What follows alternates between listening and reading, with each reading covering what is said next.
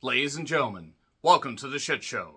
How you don't want to introduce your main event, ladies and gentlemen, but Justin Roberts said it, not me. I'm John Renton with my review of AEW Double or Nothing 2024, celebrating 5 years of AEW because yes, back in the glorious year of 2019, where everything seemed so young and innocent, and we were all wondering how All Elite Wrestling would do on pay-per-view after All In laid the groundwork, planted the seeds, and then the forest would grow and grow and it would become a mighty set of oak trees. And yeah, they were in the MGM Grand Garden Arena where Herb Abrams had the UWF Blackjack Brawl, and that didn't go all that well, shall we say. Check out some videos on the UWF. You will understand why that was such a goddamn shit show. So yeah, they had 11,000 people for Double or Nothing 2019, and 5 years later they had about 7,500 people according to WrestleTix. Yeah. Whew. That being said, let's get into it because they had 12 matches. This went for 5.5 goddamn hours. They had a 90-minute buy-in, and really you should have moved a couple matches from the goddamn main card to that buy-in and just utilize the time more, because then this pay-per-view might have actually been over before people were really fighting sleep. That being said, I'm not going to kill everything on this show. There were some things I liked. But good God, they need some fucking quality control, and they need it really bad. So anyway, yeah, 2 pre-show matches added literally at the last minute. The panel was Renee, Jeff Jarrett, and RJ City. Our first pre-show match, Thunder Rosa. And I love me some Thunder Rosa. What a fucking talent. And a great tribute to the Uvalde victims, you know, because some cowardly police decided to not actually do anything about it. Those Uvalde police officers, I hope it haunts them for the rest of their goddamn miserable fucking lives that they don't fucking deserve because they let those kids die. Fucking cowards. Bunch of goddamn cowards. You fucking cowards. You fucking goddamn pieces of shit. And anybody that supported the fact that the police didn't go in there and try to actually save these children that were being gunned down, yeah, you're fucking goddamn scum. Just like the police. But great tribute by Thunder Rosa. And she took on Deonna Purrazzo.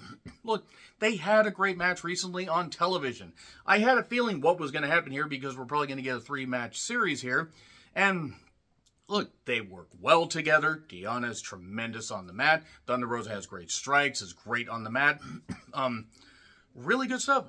Deonna focused on the arm, and we had some good action here. There's nothing wrong with it. I really wish that there were more people in the building. I mean, there was enough people in the building to basically give them a pretty good reaction, but there was a roll through, and Deonna used the ropes to get the victory. So I hope we either get a 2 out of 3 falls, or we get a lights out Texas death match where these two can go nuts. And hey, if you really want to extend this a little bit, they're doing that, Road to All In series in Arlington, Texas. That might not be the worst place to do it, but I want to see these two get the chance to have the spotlight, the main event, build it right. They're 2 talented women.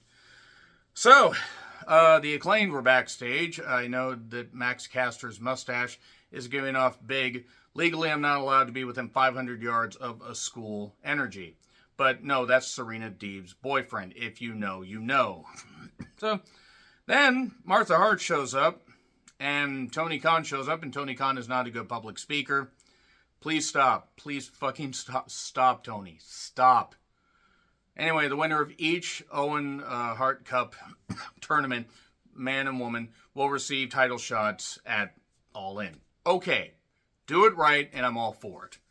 So the Golden Knights mascot, he got booed, or they got booed. Whatever. I always forget that I assume that's a hockey team. I actually don't know. So, Caster's raps just don't hit anymore, and the Acclaim took on the Cage of Agony. That's Brian Cage, Bishop Khan, who actually has a good look, and really I wish they do more with, and Toa Leona, who's fine, I guess. And, yeah, Billy won. Sorry, I didn't care. There was a 4-way scissoring with the mascot. Pyro goes off. Excalibur, Shivani, and Taz are on commentary. And we start with Osprey, Brub, against Roderick Strong with Bennett and Taven for the International Incident Championship. Great way to start the show because it was really high energy work, and yeah, we nearly saw Will Ospreay die in the opening part here. They did a doomsday device while the referee was distracted seemingly for about 5 years. Taven nearly shattered, a couple bones, and Osprey nearly shattered his goddamn face and neck. I don't know who thought that spot was a good idea, but it was really, really dumb. And all three of them know better. They definitely know better. They've been wrestling long enough. So, anyone can interfere, no DQs called, for whatever reason. Wardlow's in there, but then everybody gets kicked out. That being said, when they were allowed to actually go in there and wrestle and do stuff, they were able to cut a really good pace. Because Roddy, when he's not cutting promos, can work. Will has done a lot of good shit since coming to AEW. And is the best that Roderick Strong has looked in a while. Boston Crab to focus on the back and the knee. He's doing a really good job selling. And then a superplex, rather. And then suddenly an os cutter. And then the referee is like all flummoxed and everything. And Callis, while the referee's checking on Roddy, Callis says, use the Tiger Driver, but he won't do it. Then we get a high kick for 2. We get a hidden blade. We get a Stormbreaker 1, 2, 3. Very good opening match. Good stuff. Will Osprey wins a championship that really doesn't mean shit. But I'm assuming he's probably going to go defend that at All In. And all right. Good stuff. Now, by the way, the Kingdom have been kicked out at this point. The Undisputed Kingdom. Speaking of which, here is Adam Cole. All about the boom. I shouldn't be here. I should be home, rehabbing my injury. But I was called here to do this angle, is what he practically should have said. He has a devil mask and talking about all this, and then the lights out. And then the lights are back on. And then the video starts playing. And we see the blueberry scarf, a dummy, yeah. And we then get a picture. We get the picture of Adam Cole, Bebe, and MJF as the brochachos torn apart. And the music hits, and the roof came off that goddamn building. Big pop, and they have desperately needed MJF. They have absolutely needed him. He teased hugging Adam Cole and reuniting with him, and then low blowed him. Basically, look, did I hurt the baby? And that he is basically staying in the company. This is good stuff. He talked about his favorite, everybody's favorite, sucking a big bag of donkey dicks. There's a donkey dicks chant. Everybody was going insane. And MJF said a lot of shit that you could only really get away with on pay-per-view, but he said a lot of good stuff. He said that he is done with the bullshit. He's going back to basics. It looked like he cut a little bit of weight. He's trimmed, but it looks like he cut a little bit of the muscle mass, probably to take care of whatever shoulder injury he had. I don't quite remember, but it was good stuff. But he has a tattoo. Bet on yourself. It's going to be even funnier when he's in WWE in about 3 to 5 years. If he wants to. I mean, who knows? If he wants, look, I don't care. He can do whatever the hell he wants. Great talent. If he wants to stay there in AEW and he got a big boost of money that he's fucking deserved since the very beginning. He's been one of the shining stars. One of the few people that has been able to overcome any of the stupid bullshit he's been involved in. Good stuff. Now I'm going to tell you why, nothing against MJF, I think that this could end up blowing up in their face. Remember back in 1999, end of 99 when Goldberg had put his arm through the limousine window and was out for 5-6 months. And even though the ratings weren't all that great at the end of 99, they really started to crater by 2000 at that point. Well, guess what's been happening for the last few months? Even though World's End wasn't the most well-bought, it had its moments. Revolution had some moments. Some that I liked, some I didn't like. Dynasty had some moments, but the television has been down. The rating, and not just because of goddamn basketball. Things have been cratering for a lot of goddamn reasons, even though there's some good stuff going on.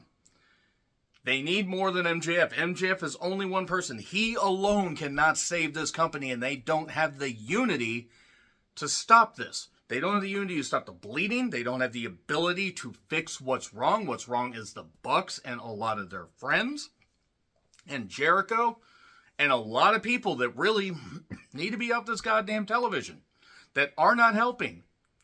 And I wonder if they just run too many fans off. MJF will boost people for his segments, and I hope things do pick back up, because I know the playoffs are still going for a bit. I hope that things pick up.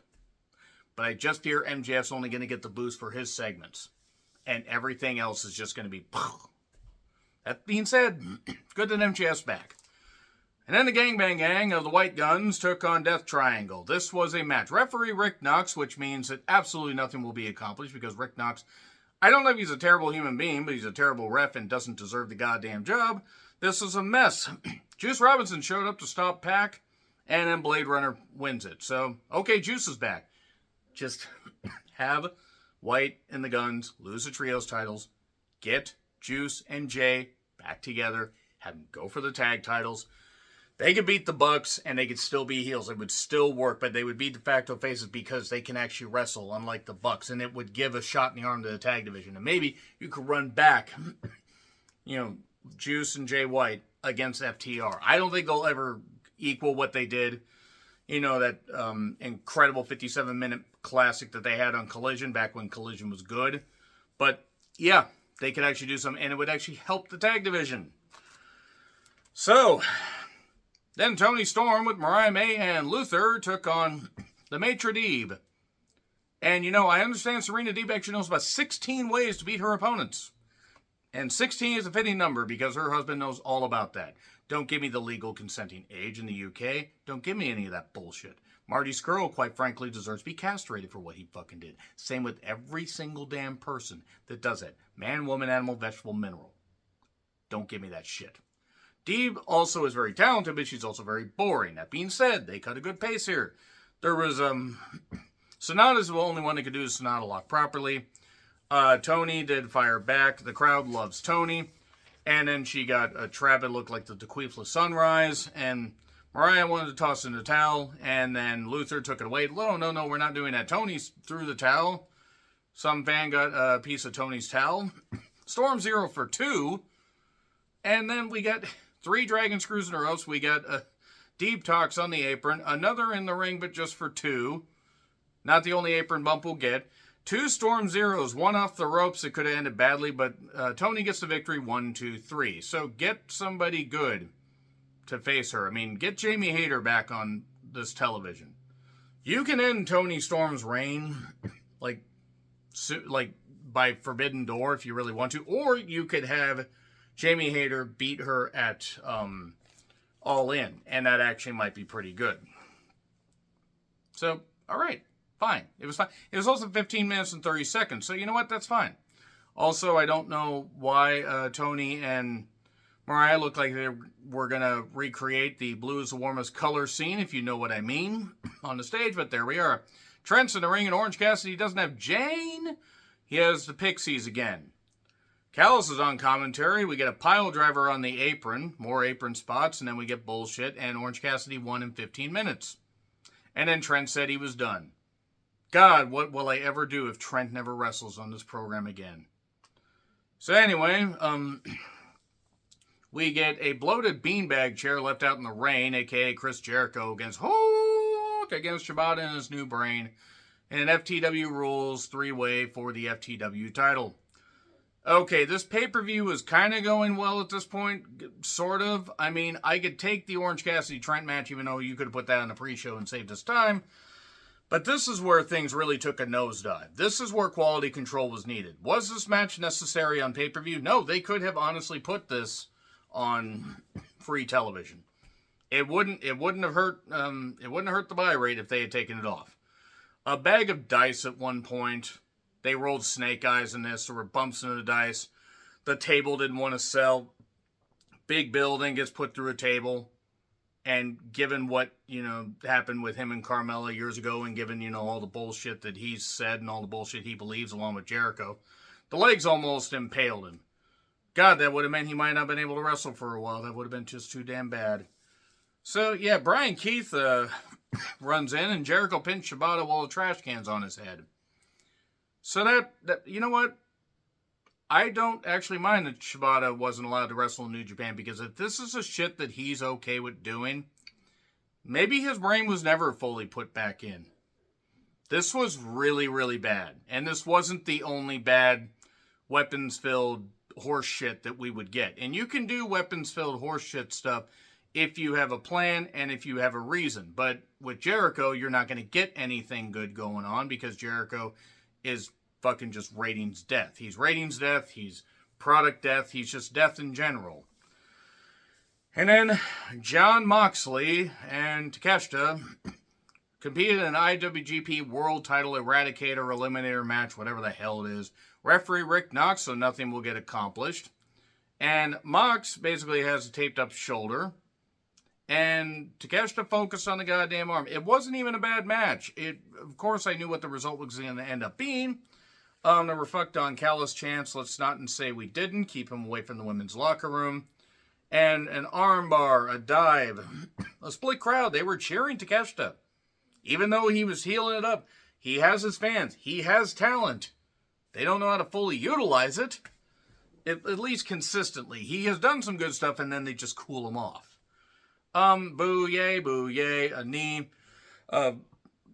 Death Rider by Takeshita, but just for 2. And chairs get tossed in because Callis says, you need to kill him. Well then, Takeshita tries to go get this one chair. He gets stomped on it. Gets hit with the Death Rider or the pair of dimes shift. 1, 2, 3. Thanks for coming, Takeshita. I mean, not that I expected a guy that is associated with DDT Pro to get a shot at the IWGP title. But don't book the fucking match then. I wonder if Mox is going to lose it to Evil at Dominion, by the way. Which I might review, I might not. Okay, speaking of things that I wish I didn't have to review, the next match. The Adam Copeland had Slayer playing him to the ring. Apparently it was the same song he came out to at WrestleMania 39. That would explain why I didn't recognize it, because I tried to put that show out of my mind. So, I almost said Aleister Black. Malachi Black's out there, and look. The Adam Copeland against Malachi Black, a barbed wire steel cage TNT championship match. I knew I wasn't going to probably like some of this, and I will give them credit. They were willing to take risks that both seemed stagey yet really hurt. You could tell they were really hurting each other. The Adam Copeland, which is his name now, almost ended up breaking his leg a la Sid Vicious or Psycho Sid, whatever name you want to go with, at Sin 2001. But there was barbed wire, or barbed wire bat. There's barbed wire wrapped around the goddamn top of the ring. And okay, you had the uncensored 99 match between Flair and Hogan. You also had the JBL Big Show one at No Way Out 2005, which was horseshit. That was worse. That was really bad, but you know what? I think this might have actually equaled it, only because it went on forever. Don't get me wrong. I appreciate they tried to put a story into this. I just didn't give a shit about the story. There were things that weren't too bad in this. Yes, they utilized some weapon shots that were okay. The problem is, this is where the quality control needs to come in. Okay, do a few of these things. You don't need to do some of this stuff because, no, we don't need to do this. And, oh, you're just going to do this anyway because you're not going to fucking listen to us. I get it. All these stupid bumps in a match, nobody is going to goddamn remember in a week. I'll remember that it was really bullshit and one of the worst things I've seen this year, regardless of the company. But anyway, no one could survive this stuff. And everybody's just getting up after being, hit with barbed wire and hit with chairs and all this. And then a barbed wire, the barbed wire wrap where he basically just, Copeland wraps Black and, barbed wire and everything and does the elbow drop and nearly shatters his goddamn legs. And then the end for 2. And then Copeland goes through the door. And then Buddy and Brody come down and they tease aligning with the Adam Copeland. And then they beat the shit out of him. And oh no, they can get in the ring because no DQ. This is really where I was starting to get irritated with the show. And I'm only running through some of these matches because I got a few things to say about a couple particular ones. But Gangrel suddenly shows up. I thought they were going to have to call him Vampire Warrior. I guess he has the rights to the name Gangrel, or WWE just doesn't care. Or maybe AEW thought they could skate on it. I don't know.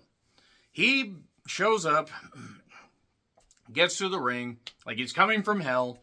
I'll admit that was kind of cool. It's also kind of cheap. But whatever. It meant a lot to him and the Adam Copeland. But then, Black gets wrapped up in some wire and eventually passes out. And Gangrel and Copeland hug. I joked, kick him in the dick. I don't care who, just somebody kick somebody in the dick. This wasn't good. I'm sorry, it wasn't. And I don't give a shit if you bleed. You do whatever the hell you want. But when you already had bullshit weapon usage in the FTW 3-way, and then not even, literally like what, a match later, you do this.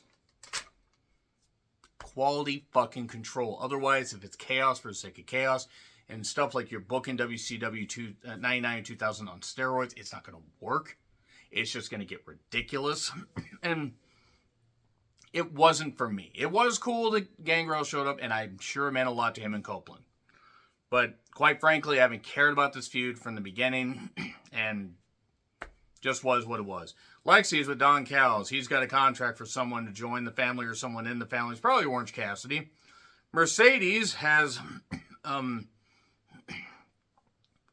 Mercedes apparently decided to just have a Daft Punk band and showgirls for her entrance. The CEO, and Willow showed up with Statlander apparently just said, I'm just going to wear a sports coat and not much else. Not that I'll complain, because Statlander looked great, but they had a child with him. Oh, that's Stokely. I'm sorry. Children can grow up. Stokely can't. But it's a TBS championship look. The crowd was into it.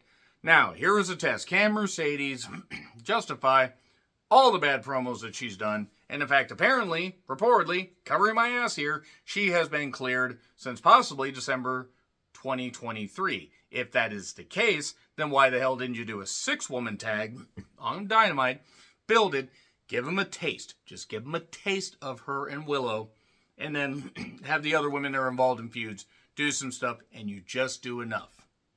But either she was cleared, wasn't. If she was cleared and they just didn't want to use her, it's probably because they thought maybe she could talk him into the building. No, she was talking him out of the goddamn building by the time we got into about week 4. It was an apron bomb to Mercedes. She was willing to take the bumps. There's some ankle focus by Mercedes. And Willow hits the pounce. They're cutting a good pace here. The problem is this is billed as a triple main event, by the way. We are getting really, really, really, really long in the tooth here. A powerbomb off the ropes to Willow. That was pretty good. And a knee bar. A knee bar, a knee breaker. There was a knee breaker on the apron, the hardest part of the ring. There was a meaty Hura that Mercedes hit. And Mercedes basically shoved Statlander. Statlander's going to get involved. Statlander and Stokely. Well, Statlander's trying to say, I'm going to get at Mercedes. The referee's distracted. Stokely's trying to get her down. Dr. Bomb 1, 2, kick out because the referee was distracted for too long. And then Mercedes eventually hit the Monet Maker, the money. Hit that move on somebody that you can hit on because, whoa, boy, that was bad. That was bad. Nothing wrong with her hitting on somebody of equal size. I'm not knocking Willow, but Mercedes was not capable of doing that. 1, 2, 3. Thanks for coming, Willow. And then Stokely, is shoved by Chris, and they're building all this up, and then Statlander suddenly attacks Willow, which anybody with working eyes could call. Everybody knew she was going to do that. Whatever. One of these women is on her way out of the goddamn company at this point. It's got to be. But yeah, Statlander turned heel. Probably upset that Willow got the opportunity at the title and she didn't. And now it should have been me. They'll probably channel that. So yeah, Stokely's laughing because I guess they're upset at Willow. Willow for being too nice. I feel bad for Willow because she really deserved a longer reign. I knew it was just going to be a transitional reign, but goddamn, she got the stardom at least. Alright, Swerve's on the strip. Swerve come out and play, eh? And Swerve took on Christian Cage and the Patriarchy. And I included the Patriarchy because they kept interfering. AEW World Title match, and look, there were points that I liked in this match. The build for it has been messy. I didn't mind it initially, but then the more I thought about the logic behind it, was superseded by the fact that usually you try to earn your shot. No, we're just going to do the EVPs or gifting the title thing. And here's the thing, if the Bucks actually meant anything, it would matter. But at one point, because Christian has a turtleneck, live by a turtleneck, die by a turtleneck. That's what, my grandfather used to say. Wise words from Peepaw Taz. Because at this point, they're just slappy and not taking the thing seriously, so why should we? So, they did, eventually the patriarchy did get kicked out. I mean, Nana got kicked out first, and then the patriarchy got kicked out. And we got a flatliner for 2, we got a stomp on the apron, and a step spot where Swerve hit it, kind of like Darby with the resounding thud. And then everybody runs back in. Nick Wayne gets chased off when Nana has a huge pipe that he probably borrowed from Riho, seemingly. But at least Nana is a fully grown individual carrying a pipe. And then we get a stomp on the Spanish announcer's table. It didn't break. House call. And then a house call in the midair. And then we got a house call again. 1, 2, 3. There you go. But wait. There's more. Oh, there's more. There is so much more here. Ladies and gentlemen, welcome to the shit show. And that is Justin Roberts saying that. And let me just say right now that for those that enjoyed the Anarchy in the Arena match, I am very, very happy that you did. And while I knew that it was just going to be the same as Stadium Stampede, and just the same as Blood and Guts, and the same as every other single match where they just don't have any rules and they just let people fight among the fans, taking bumps in a match where everything's just going to blend together after a while, it's going to get to the point where everything's just going to be stupid, and everybody's going to be stupid and bad at everything, and everybody's just going to further shit on wrestling.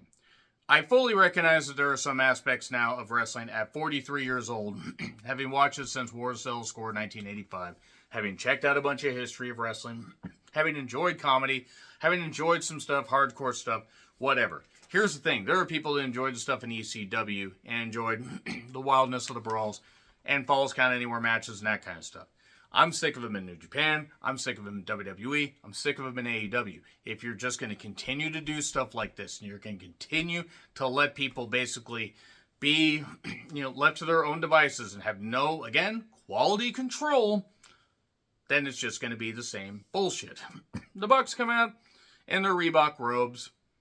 And Okada comes out and Jack Perry gets jumped during his entrance by all the faces except Darby, who runs down, and it's the Elite World Order.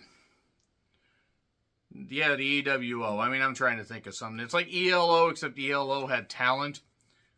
I do not want to see Okada in a match again. I think I might just start skipping Okada's stuff on Dynamite, because this is just ridiculous. This is one of the best wrestlers in the goddamn world. I'm sure he's getting paid a lot of money. If he's happy doing this stuff, fine. But it is not wrestling. And it's not even like a blood feud. It's not even with people that are over. People that actually mean something. People that a lot of the fans gravitate towards. Danielson is somebody that fans appreciate. Darby, for whatever reason, still has a lot of fans, despite the fact people will probably get uncomfortable watching his shit. And then you have FTR, who mean nothing. And I love FTR. They're my favorite tag team. I don't want to see them anymore. I don't want to see any of these motherfuckers anymore. So yeah, the Bucks, Okada, Jack Perry, who basically is about as good at wrestling as his dad is at acting now. And Team AEW, FTR, Darby, and Danielson. Anarchy in the Arena. Darby's music keeps playing for a bit, and then the Bucks are like, shut that off, play our music, and then they do this, and it sounds like a bad Castlevania theme. Actually, it's Castlevania 64, and Castlevania 64 is still much easier to digest than the Bucks. And then Danielson says, shut that off, play the greatest theme in the history of the world, and then they play Europe's The Final Countdown, and they play most of it. They probably play a good 2.5 to 3 minutes of it, and they're battling everywhere. I'm not going blow by blow with this goddamn thing, because what the fuck, why? Just why? Fuck everybody involved in this goddamn thing. It's embarrassing. Goddamn embarrassing. And there are people, again, that enjoy it, and if you enjoyed it, fine. I mean, I don't care, because I'm not trying to change your guys' opinion. I just don't give a fuck if I see any of these guys again. I am questioning whether I'm going to go to WrestleDream at the Tacoma Dome. This made me question my love of professional wrestling. This made me question ever supporting AEW in the first place. And there are people that I like that work there, and I gladly plunk down $50 for this goddamn thing. I will likely do the same thing for Forbidden Door to watch the shit that I care about.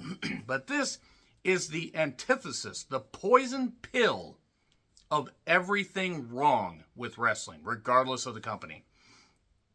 Darby and Jack are battling out in a parking area. They end up in an ice bath.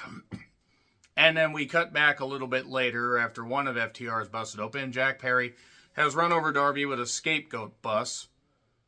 This is everything that WCW 2000 was. At least it wasn't a Partridge Family bus. I think that thing's decommissioned by now. A pile driver on the apron. Why not at this point? And it's funny, they had Jack Perry basically pulling a Paul Walker where he was just stuck in a vehicle and couldn't get out for a while. Okada had a Rainmaker drive thing. Yeah, he might just want to drive back to fucking New York and just stay there and just go home. Just go home. Just gonna shit all over his goddamn legacy with matches like this. And this isn't the only bullshit thing he's been involved in. I have a feeling we're going to get blood and guts here in a bit. That's somehow going to be worse than this. They're probably going to include another couple people. We're probably going to get 6-on-6. And, you know, it's a shame that Eddie Kingston actually wasn't involved in this instead of Danielson. Because you could have had FTR, Eddie Kingston, and Darby, and it actually probably would have been at least a little more digestible. Because Danielson has talked about needing surgery. He's talked about the fact that he's trying to gut it out and get through the rest of his contract and get to All In and maybe do Wrestle Dream. And that's got to feel like an eternity. And I hope he makes it. I really hope he does. I just want him to have a good quality of life. He's not going to have good quality of matches, though. But people are bleeding. Darby comes back and is just attacking everybody. And then a poker chip bump with the TK Meltzer driver thing. And sure, then everybody goes through tables. Darby has disappeared. And then Darby has the flamethrower. Jack Perry at this point, by the way, has come back clearly soaked in the, anti-flame solution. And, he's practically bathed in it. Good thing, too, given what's going to happen. But he grabs Tony Khan. It's like he's going to take Tony Khan out there. But then he's like, oh, shit, I'm covered in all this stuff. I got to go do the spot. He does the spot. Darby sets his feet on fire. Safely, about as safely as you can with a fucking flamethrower. But then the Bucks put him out. I'm at a loss for words is what I wrote down at this point. Then they're back in the ring. They get a harness, and they're going to hang Darby up. On the same show where Martha Hart was. I don't care if they cleared this of Martha Hart. That's in bad fucking taste. That is some bullshit right there. And that is just proof that Darby is a fucking idiot. A stupid fucking idiot. Somebody that I am happy he represents Washington State, but I don't think I ever want to see that motherfucker again. My God, I met him at some indie shows, and he was a nice guy to me, but God damn it, if he's going to do stupid shit like this, he ain't going to live to see the age of 40. If he does, he's probably going to be confined to a wheelchair. And then one of the Bucks hits, I believe, Dax with an exploding chair. Darby's just hanging up here at this point. And then Okada hits a Rainmaker with a tack-filled armband. And then they have tacks on the bottom of their new Reeboks. And they super kick Darby while he's harnessed and he's holding his nose because I think they really actually hit him.